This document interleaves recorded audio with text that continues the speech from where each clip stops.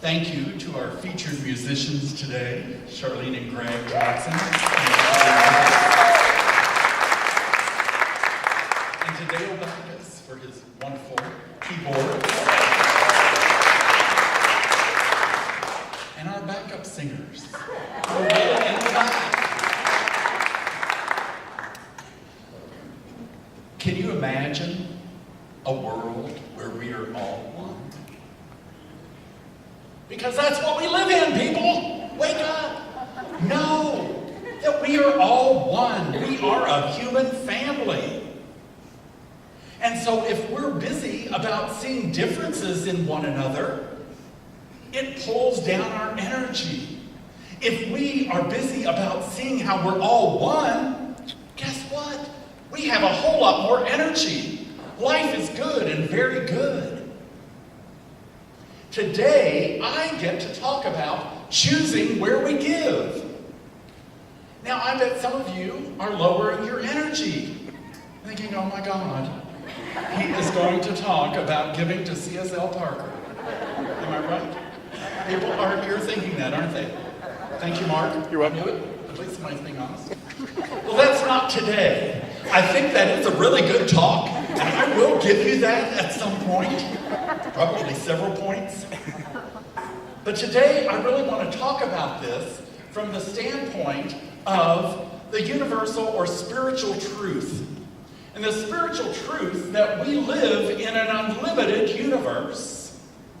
Now, you've heard me say this before, and it's because I'm trying to get you to train your mind to know that we really do live in an unlimited universe.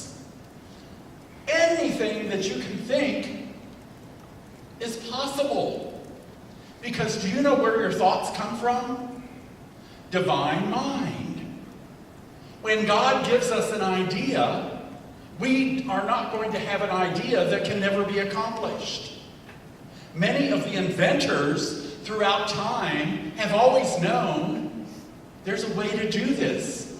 Henry Ford, when he wanted to create this gasoline combustion engine, said, I know we can do this. I see it in my mind. And the engineer said, there's no way. It will blow up. It will burn up. And he said, figure out a way. I know it can happen. Because I would not have had that thought had it not been able to be created. So anything you can think, you can have, you can create, if you remove your roadblocks of, I'm not enough, that's too much, I don't have the money, somebody else has probably already thought of that, whatever it is. We are living in an unlimited universe. So everything that we can think of can be ours.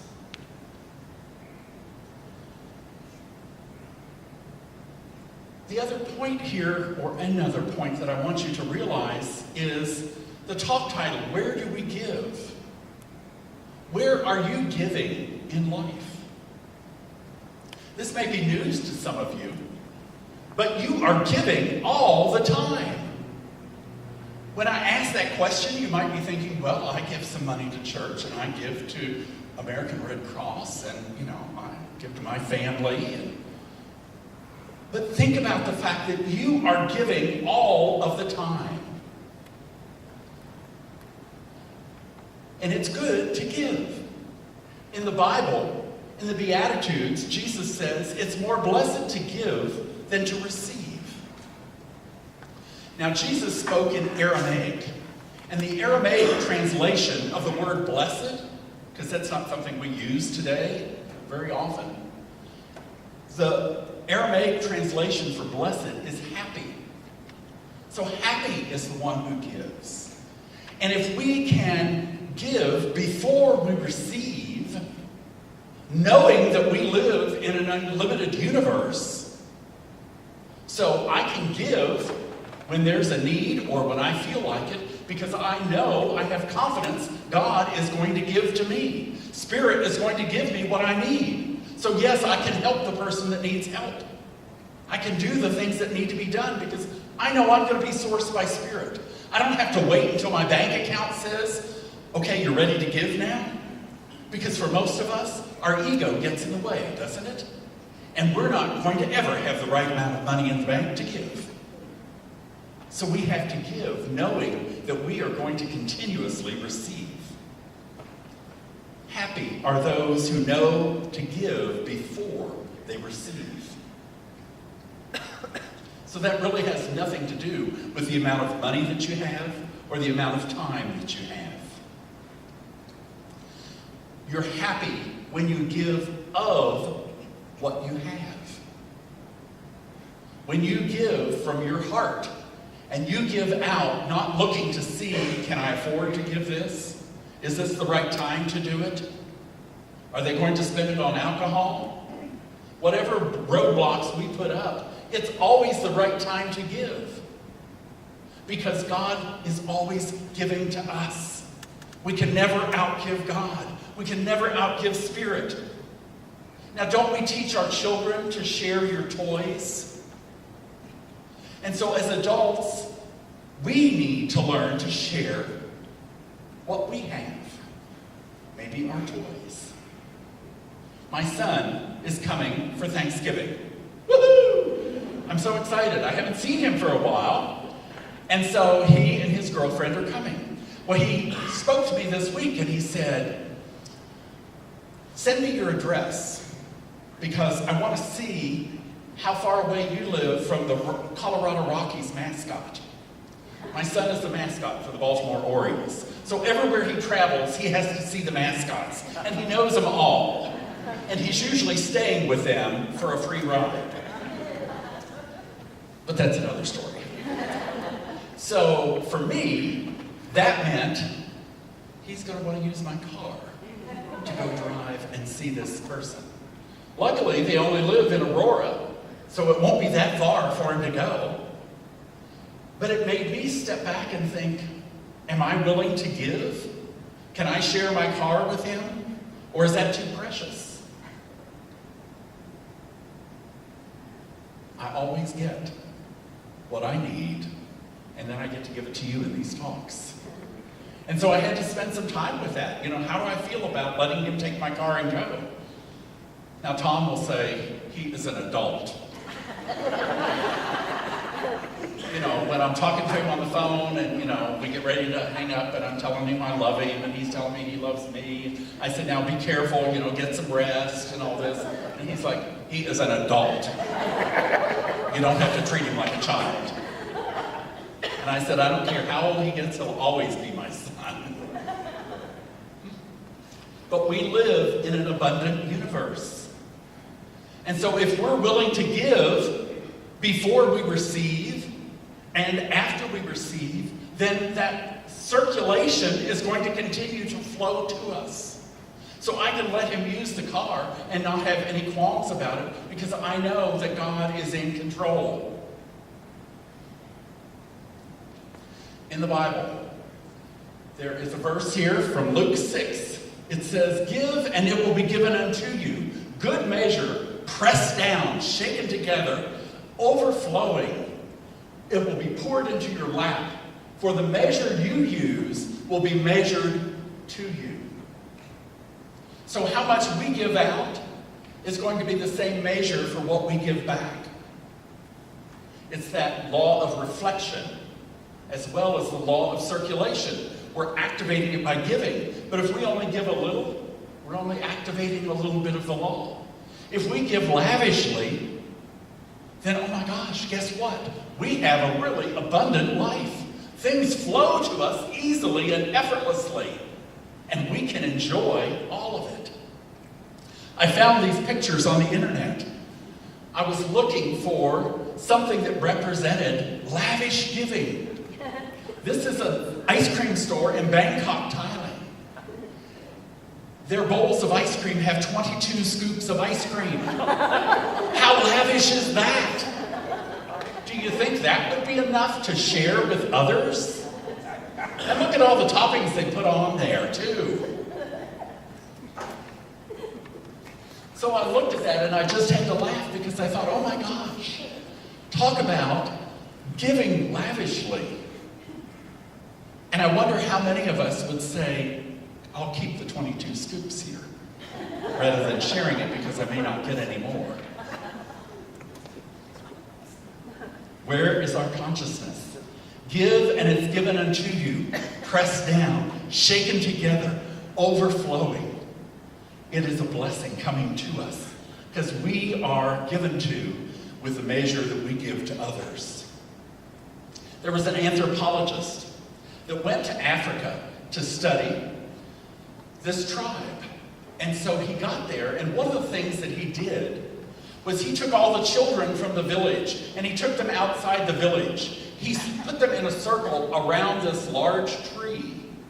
And they were all about 20 feet away from the tree. At the base of the tree, he put a big basket of fruit. And he said, now I'm going to count to 3. And when I count to 3, you can run to the tree. And the first person that gets there gets all the fruit. 1, 2, 3. The children immediately reached out and grabbed hands and ran as a unit to the tree. They circled the tree when they got there, and then they picked up the fruit and shared it, all of them. The anthropologist was shocked. And he said, why did you do that? Why didn't a few of you try to run ahead so you could have all the fruit for yourself? And the kids looked at him and they said, Mbutu. He said, what? Mbutu. Well, what does that mean? They said, Mbutu is when we know that if one of us is happy, all of us is happy. If one of us is sad, all of us is sad. And we don't want anybody to be sad. So we want everybody to share. How much can we learn from these children? I think their parents did a good job of teaching them. Do we do as good a job teaching ourselves and teaching our children?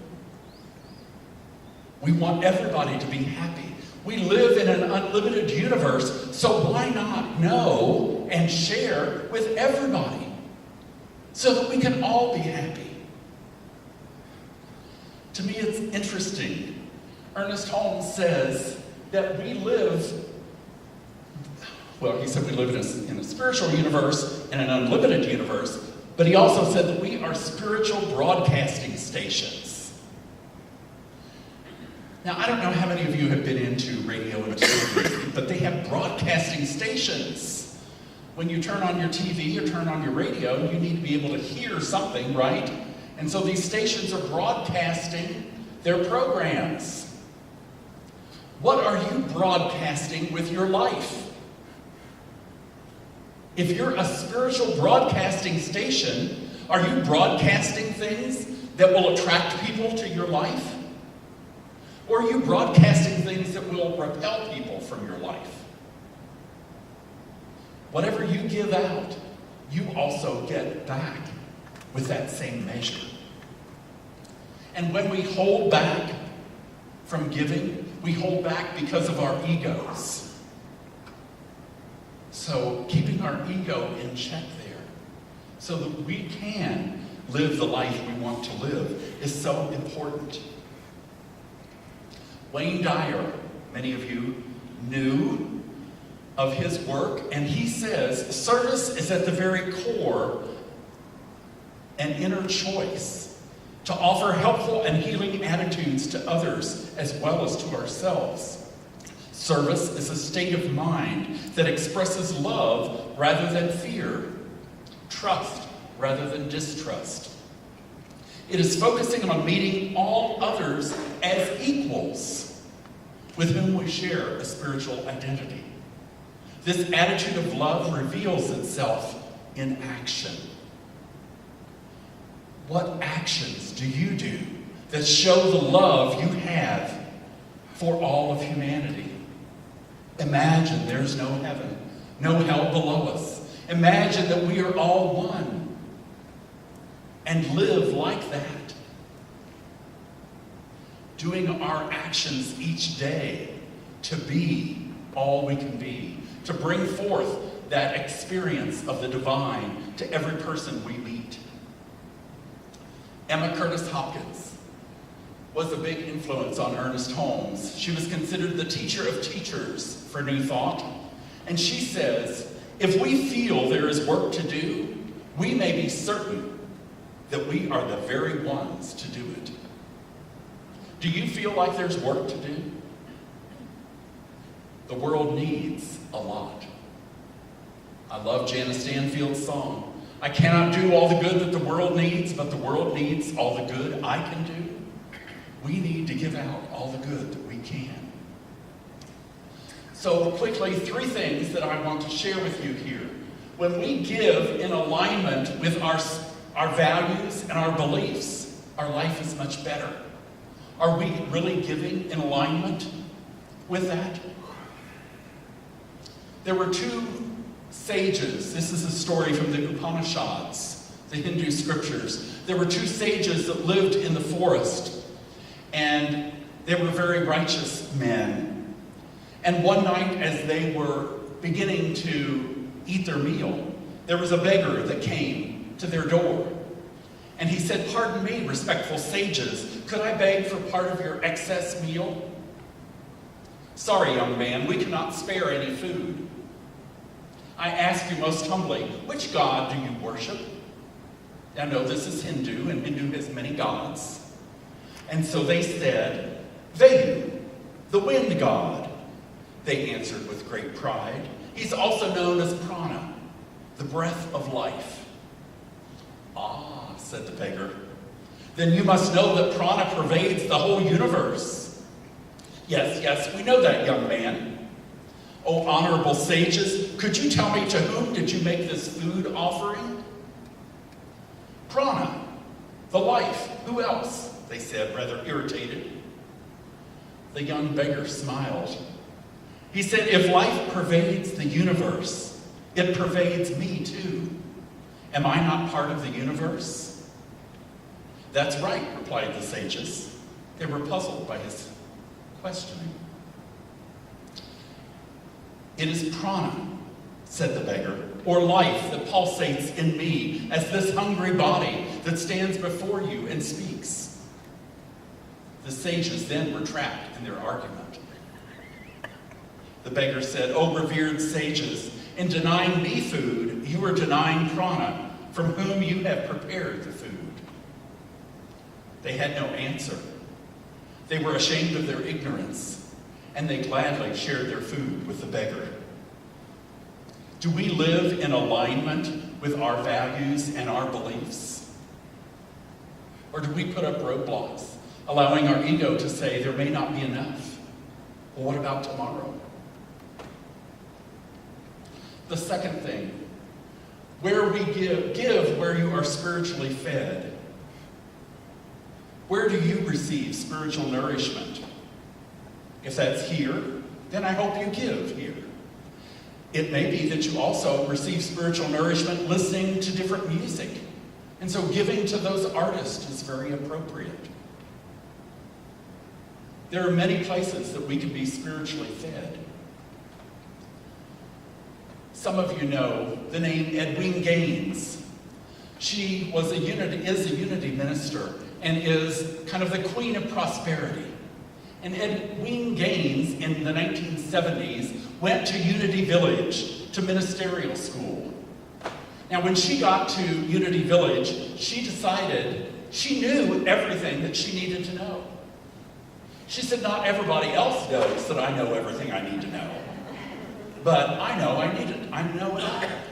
So she went around to all the local churches and said, "Hi, I'm here. I'm ready to teach."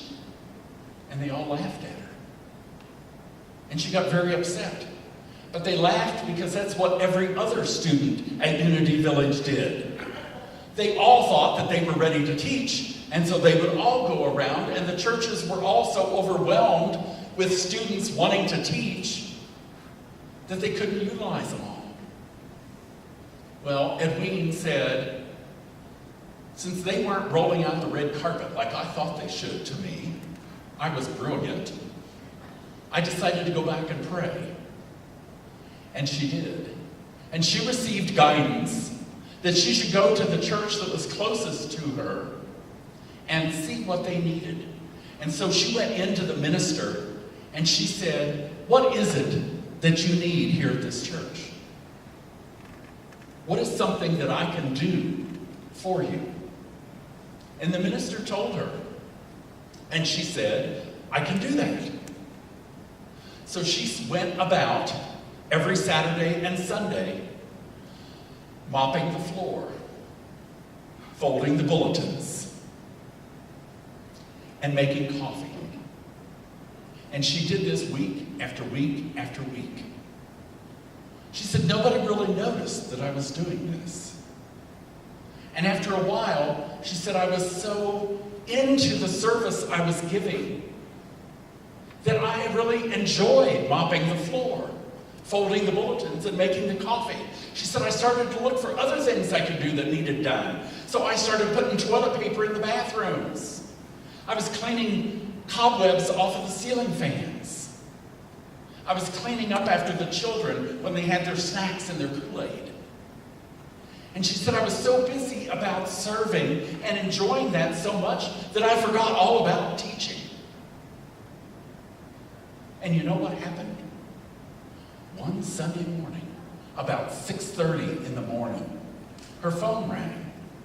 It was the minister who said, "Edwin, I have laryngitis. Can you go in and teach the adult Sunday school class and do the service this morning?" Edwin said, "Wow, this was more than I ever signed up for, and I never expected to do a church service, not by myself."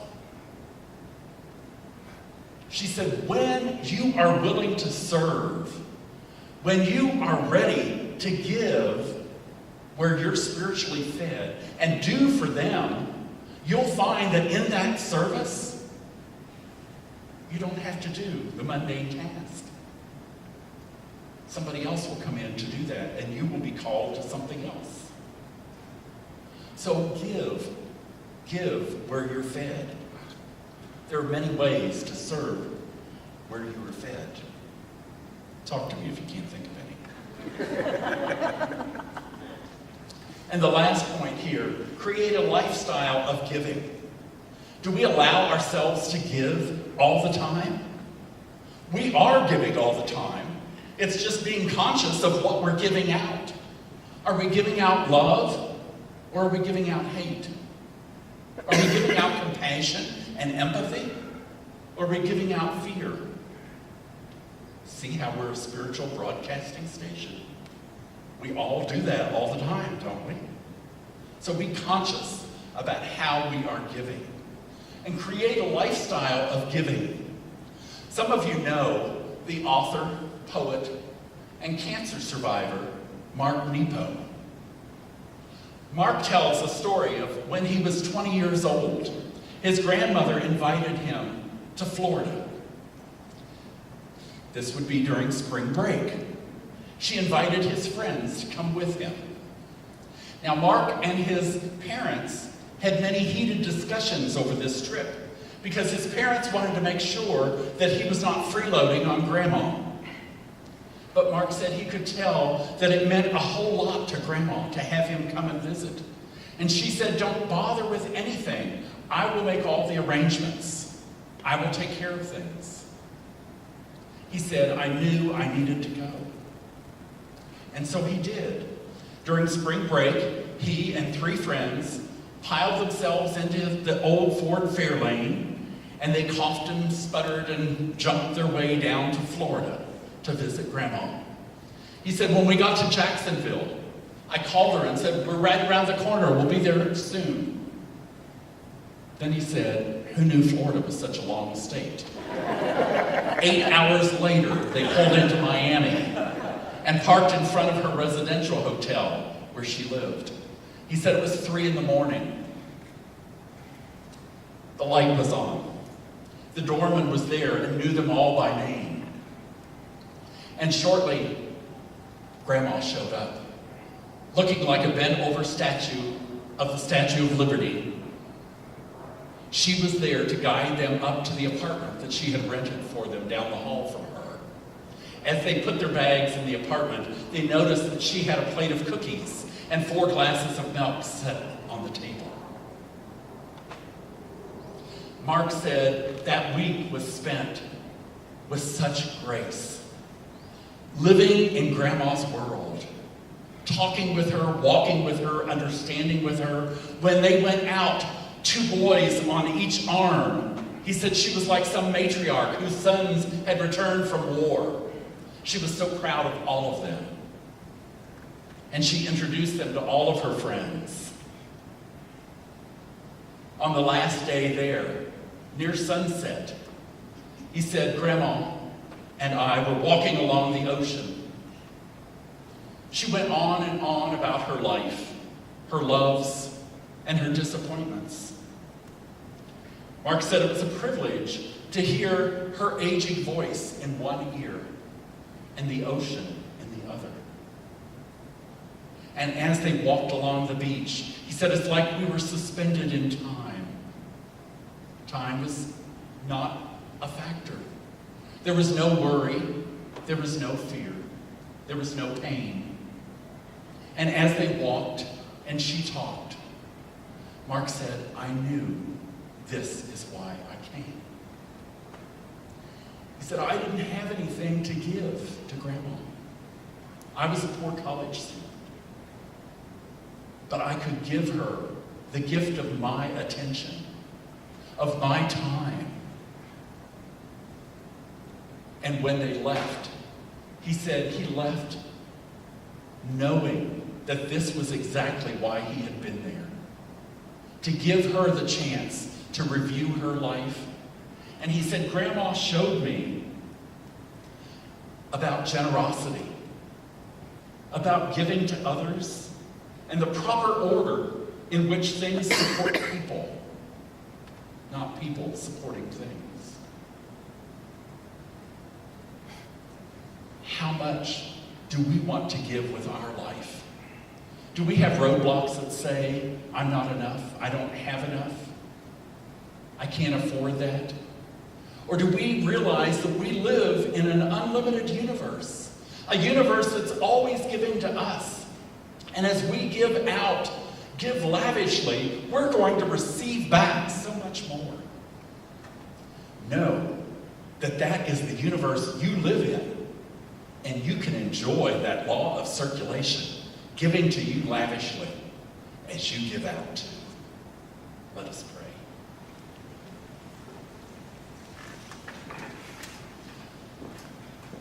I know that there is only God, that Spirit is everywhere, and that the universe is abundant.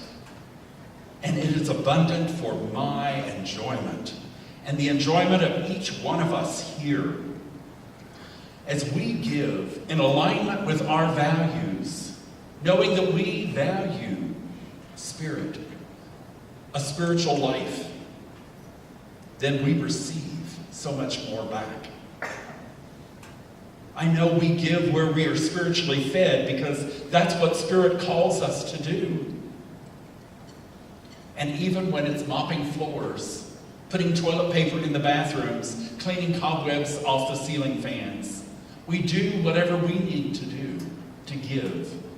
It's not just about our money. It's about giving of our time. Like Mark Nepo gave to his grandmother the gift of his presence, we give to one another the gift of love and our presence. And I know for each one of us here that we are blessed. That as we give, we also receive, and it is joyful. Ernest Holmes says, abundance is mine. I cannot be deprived of the supply. The trees do not lack for leaves, nor do the flowers fail to bloom. I know that we are always sourced and resourced from Spirit. And for that truth, I am grateful.